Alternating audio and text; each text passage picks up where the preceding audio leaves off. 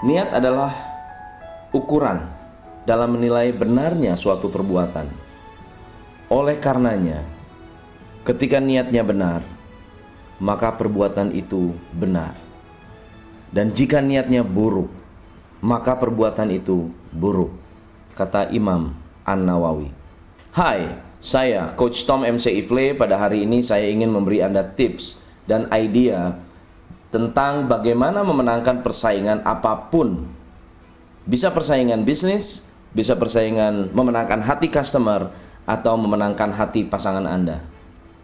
Tulisan ini saya ambil dari buku terbaru saya, Big Brain, Big Money, 24 pikiran terlarang yang bisa membuat Anda kaya raya, terbitan Gramedia. Pada dasarnya, satu-satunya alasan seseorang tidak bisa menjadi pemenang adalah karena mereka tidak memiliki alasan yang kuat untuk mengejar kemenangan tersebut.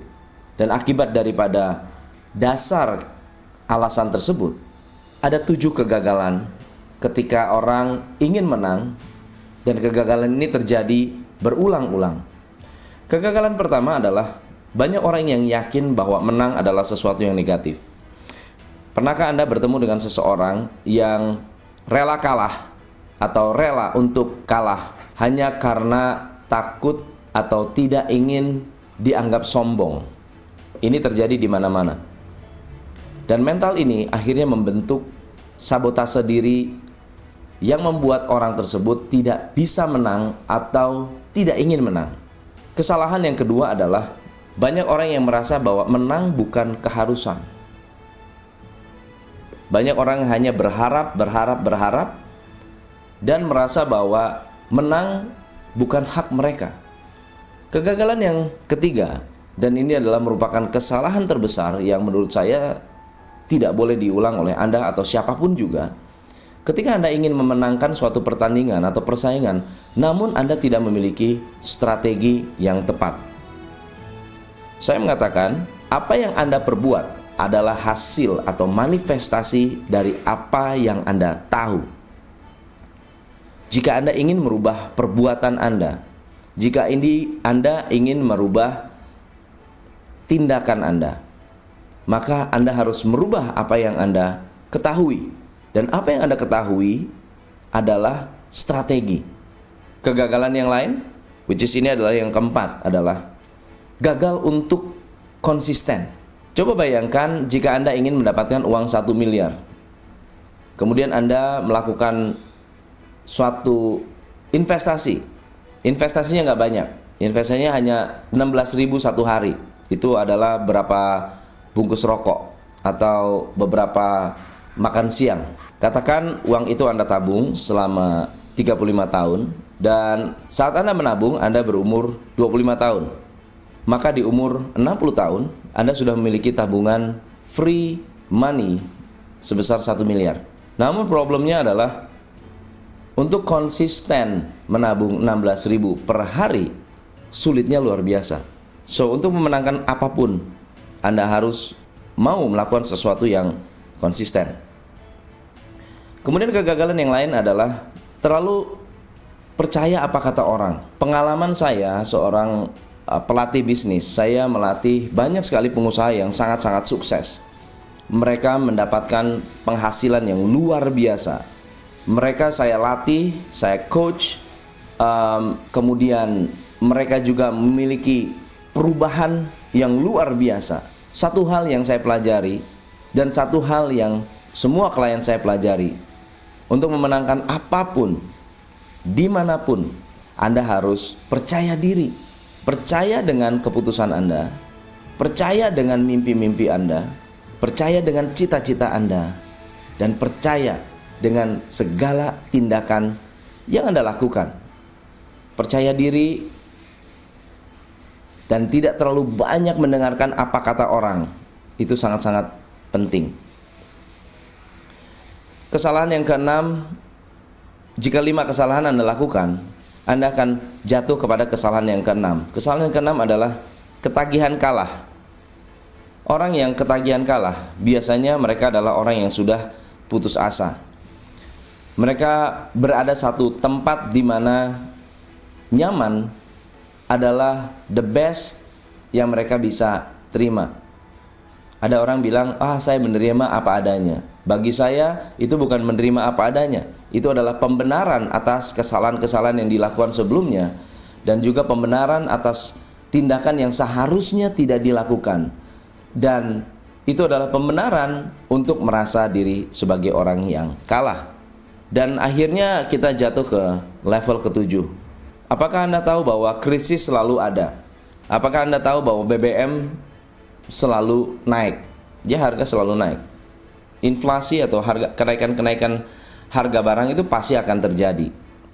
Jangan berharap bahwa barang-barang akan turun harganya, atau bensin akan turun, atau mungkin ekonomi menjadi lebih baik, dan akhirnya membuat Anda menjadi lebih nyaman untuk mengambil suatu keputusan, untuk bertindak, untuk berbisnis, atau untuk menggapai masa depan Anda. Ketika Anda melakukan 6 kesalahan pertama, badai datang, krisis datang, biasanya orang ini sangat-sangat mudah untuk menyerah, dan akhirnya menang menjadi sesuatu yang angan-angan belaka. Pesan buat Anda semua, semua pendengar, teman-teman saya yang saya cintai, sukses tidak pernah berakhir, tapi kegagalan pun tidak pernah final. Bukalah mata, hati, pikiran, telinga Anda, agar Anda tetap waspada dan selalu mengejar cita-cita tertinggi yang Anda miliki. Kalau begitu, apa contoh-contoh di luar sana? Atau siapa contoh-contoh di luar sana yang pernah sukses atau yang sudah memiliki kesuksesan yang luar biasa yang bisa saya sharing? Ada satu prinsip hidup yang saya ambil dari mentor saya, mantan atasan saya. Dia juga adalah seorang spiritualis dan juga seorang entrepreneur yang sangat-sangat sukses membangun biro perjalanan terbesar di Indonesia, yang diawali hanya dengan memiliki armada becak. Armada becak menjadi bus akhirnya menjadi biro perjalanan dengan network yang luar biasa. Beliau bernama Adi Tirta Wisata. Dia mengatakan, hidup seperti sebuah pertandingan dan akan menang bila diakhiri dengan baik atau sukses di garis akhir. Ini adalah kalimat yang sangat menginspirasi saya dan selalu saya pegang untuk apapun tindakan yang saya lakukan dalam kehidupan. Ia mengatakan ada satu filosofi yang menarik. Dia mengatakan Tuhan selalu mengasihi orang yang jujur, setia, dan rajin, dan Ia selalu mengampuni anak-anaknya yang berdosa. Tuhan tidak pernah membiarkan anaknya tergeletak. Walaupun jatuh berkali-kali, tidak akan sampai tergeletak. Kenapa? Karena Tuhan memegang tangannya. Maka ingin saya share kepada Anda bahwa ternyata mental pemenang sangat penting. Tapi ada satu hal yang penting. Hasil daripada mental pemenang tersebut adalah kemampuan Anda atau keinginan Anda untuk going extra mile. Apa artinya going extra mile? Going extra mile adalah melakukan hal-hal yang tidak dilakukan oleh orang biasa. Pernah Anda tahu orang yang jika Anda adalah orang baik, cara Anda bekerja baik, semua serba baik-baik saja. Orang yang kerjanya baik-baik saja biasanya punya penghasilan yang buruk. Banyak orang yang tidak puas dengan penghasilannya, padahal dia sudah bekerja dengan baik. Ini adalah realita di zaman sekarang.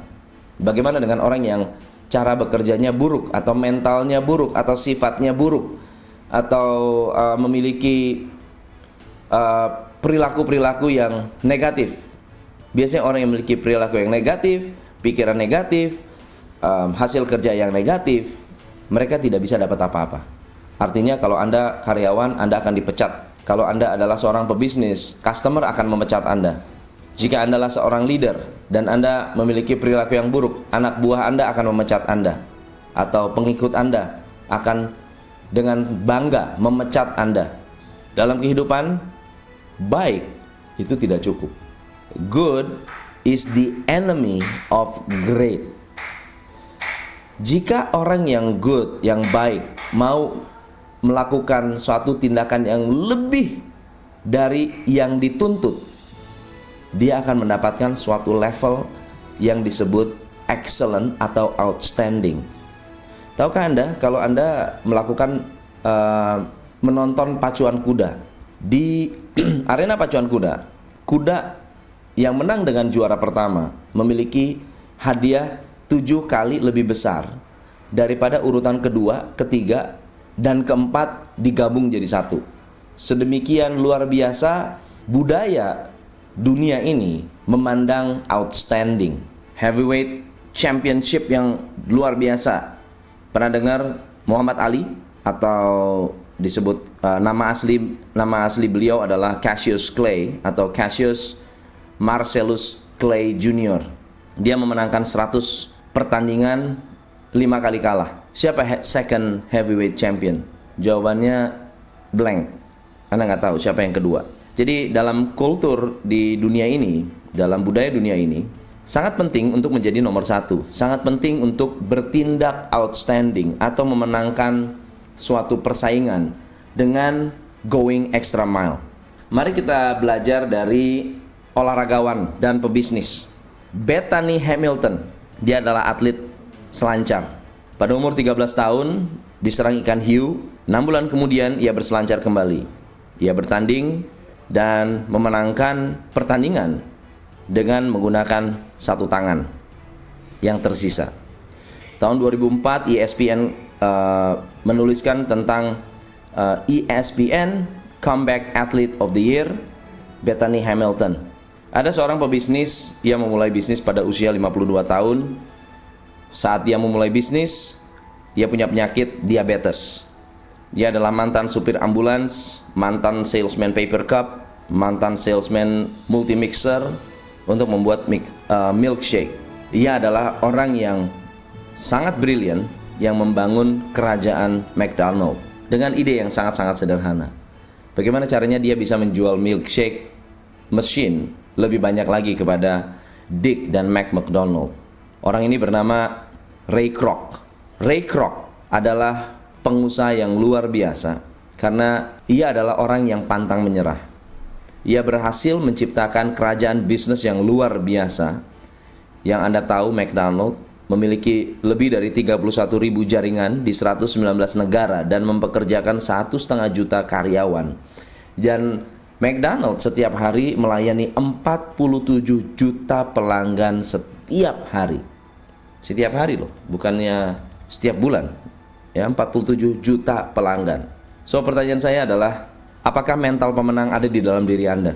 Apakah Anda melihat bahwa dengan bertindak ekstra, dengan memiliki wawasan ekstra, dengan memiliki perilaku yang positif, yang ekstra, akan menciptakan keajaiban-keajaiban yang tentunya membuat hidup Anda jauh lebih maksimal.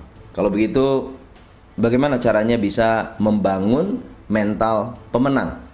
So, saya katakan uang bukan segalanya, waktu bukan segala-galanya, bisnis bukan segala-galanya, cinta bukan segala-galanya, jika tidak ada attitude atau perilaku. Perilaku Anda dalam menjalankan kehidupan ini akan menentukan bagaimana Anda akan sukses di garis akhir. Mari kita lihat hubungan antara uang atau kemenangan atau kesuksesan dengan attitude. Katakan ada orang yang memiliki attitude atau perilaku yang negatif, tapi dia punya banyak uang. Bagaimana cara dia memandang kehidupan atau bagaimana cara orang ini hidup? Yes, orang ini akan hidup semena-mena. Bagaimana dengan orang yang attitude-nya negatif tapi tidak punya uang? Ya benar, dia akan mencari uang dengan cara yang negatif. Bagaimana dengan orang yang punya attitude positif tapi tidak punya uang? Apakah dia yang mencari uang atau uang yang akan mencari mereka? Bayangkan Anda melihat orang yang punya perilaku yang sangat-sangat positif dan Anda adalah seorang manajer atau Anda seorang pengusaha yang memiliki bisnis yang baik. Anda melihat orang yang sifatnya bagus, cara kerjanya bagus, perilakunya bagus. Apakah Anda akan menawarkan pekerjaan kepada orang tersebut? Jawabannya yes. Banyak orang lebih memilih attitude positif dengan tidak memiliki skill, tapi menghasilkan kenyamanan dalam hati mereka dalam memilih karyawan, dibandingkan dengan orang yang memiliki skill yang luar biasa namun memiliki perilaku yang negatif. Goal kita hari ini adalah bagaimana Anda bisa memiliki perilaku yang positif yang akhirnya membuat Anda menjadi lebih banyak uang. Anda bisa baca di buku saya, Profit is King. Cara meledakkan profit tanpa iklan. Itu adalah satu buku yang saya terbitkan tahun 2007 dan merupakan national bestseller hanya dalam hitungan hari dan membuat banyak sekali bisnis berubah. Dan buku yang kedua adalah bagaimana Anda memiliki mental dan attitude yang sangat solid yang membuat kehidupan Anda menjadi jauh lebih bermakna. Buku kedua ini disebut Big Brain, Big Money. Anda bisa cari di Gramedia nanti pada bulan Januari. So, kalau begitu bagaimana bisa menentukan saya ini punya mental pemenang atau saya punya mental kalah? Ini sangat penting. Tolong tes. Saya minta Anda melakukan tes. Ya, tes ini sederhana sekali. Tuliskan sifat-sifat atau perilaku Anda atau emosi-emosi Anda selama 1 minggu kemarin. Ya, selama 1 minggu. Bayangkan emosi-emosi yang muncul selama 1 minggu. Anda bisa bayangkan, Anda bisa menuliskan, Anda bisa memikirkan. Perhatikan emosi-emosi ini. Apakah emosi ini adalah emosi yang sifatnya positif, seperti misalnya keberanian, keinginan, penerimaan, understanding, love, joy, peace, pencerahan, kemudian forgiveness, optimis, kepercayaan, pelepasan, niat yang positif, revelation, iluminasi, dan seterusnya. Apakah perasaan-perasaan itu yang muncul selama 1 minggu Anda bekerja? Jika itu yang muncul, maka Anda memiliki mental pemenang. Tapi tahukah Anda, 90% orang yang saya tanya tidak memiliki perasaan seperti itu. Perasaan mereka adalah sombong, marah, hasrat yang membara, takut, sedih, bosan, bete, merasa bersalah, menyalahkan orang lain, memalukan, mempermalukan, menyesal, panik, benci, candu. Candu, kecanduan adalah salah satu sikap atau ciri-ciri mental kalah. Kenapa? Karena seorang pecandu diperbudak oleh benda. Anda harusnya memperbudak benda. Anda harusnya memperbudak uang. Anda harusnya memperbudak rokok. Anda harusnya memperbudak narkoba. Anda harus perbudak. Anda yang memperbudak, bukan Anda yang diperbudak. Jika perasaan-perasaan yang tadi, yang barusan saya sebut, perasaan-perasaan agresif, perasaan-perasaan takut, perasaan-perasaan antagonis yang Anda miliki, berarti Anda memiliki mental kalah. So, pandangan orang-orang yang memiliki mental menang, mereka selalu melihat bahwa segala sesuatu memungkinkan. Orang-orang yang memiliki mental pemenang selalu memiliki rasa bersyukur. Apapun yang mereka terima, mereka bersyukur. Apakah itu sesuatu yang negatif yang terjadi dalam kehidupan mereka atau sesuatu yang positif yang terjadi dalam kehidupan mereka? Mereka mengetahui bahwa tidak ada sesuatu yang kebetulan. Segala sesuatu yang terjadi dalam kehidupan mereka adalah untuk diambil pelajarannya dan kemudian kita merubah tindakan dan perilaku kita setelah kita mendapatkan knowledge atau pengetahuan baru daripada tindakan tersebut atau kejadian-kejadian tersebut. Mereka memandang kehidupan menjadi sesuatu yang hopeful, penuh pengharapan. Mereka memandang kehidupan yang harmonis adalah sesuatu yang sangat-sangat penting. Mereka melihat bahwa segala sesuatu adalah memiliki meaning atau memiliki arti yang penting dalam kehidupan mereka. Mereka memandang bahwa perasaan kasih itu penting, forgiveness itu penting, inspiring itu luar biasa.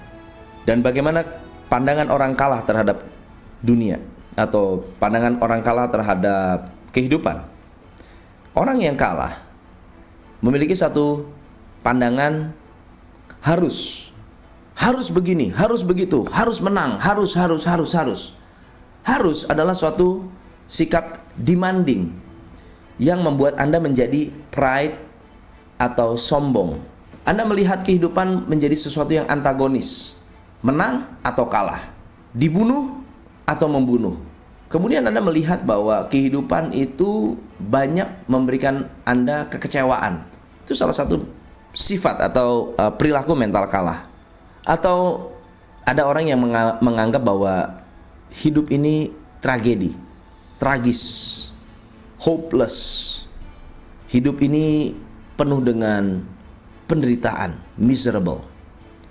Orang-orang yang memiliki sifat-sifat seperti ini memandang Tuhan, ya Tuhan kita, menjadi sesuatu yang tidak adil. Pada dasarnya Tuhan sangat-sangat adil, takdir selalu positif, tapi nasib belum tentu. Nasib bergantung dari apakah Anda mau merubah nasib Anda atau tidak. Maka ketika saya berbicara tentang menang, ada beberapa disiplin yang Anda harus kuasai. Ada beberapa disiplin yang harus Anda miliki. Pesan saya, cari sebanyak mungkin informasi. Belajar sebanyak mungkin buku. Ikuti sebanyak mungkin seminar. Pilih mentor, coach yang bisa membantu Anda mengeluarkan potensi-potensi Anda dan mengembangkan kualitas diri Anda agar bibit-bibit pemenang yang ada di dalam diri Anda, benih-benih pemenang yang ada di dalam pikiran Anda bisa dipupuk, disirami, disuburkan, dan akhirnya tercermin dan menjadi termanifestasi dalam bentuk bisnis, keuangan, relationship, secara spiritual, hubungan sosial Anda, dan tentunya kebahagiaan di dalam hati Anda sendiri. Saya Tom MC Ifle. Terima kasih Anda telah mendengarkan audio ini, dan saya yakin Anda bukan orang-orang yang kalah. Anda bukan orang-orang yang mau menerima kehidupan ini apa adanya. Anda adalah orang-orang yang mau bersedia merubah kehidupan ini menjadi lebih baik. Pesan terakhir saya, ini adalah quotes dari kata-kata Jim Rohn. Never wish life were easier, wish that you were better. Jangan pernah berharap dunia menjadi lebih baik atau lebih mudah, tapi berharaplah Anda menjadi orang yang jauh lebih baik. Karena ketika Anda menjadi orang yang lebih baik, dunia akan memberikan Anda banyak kemudahan. Caranya, work harder on yourself than you do on your job. Bekerja lebih keras untuk diri Anda sendiri, bukan bekerja keras untuk pekerjaan Anda. If you work hard on your job, you make a living. If you work hard on yourself, you make a fortune. Saya Tom MC Ifle. Terima kasih. Salam fantastik.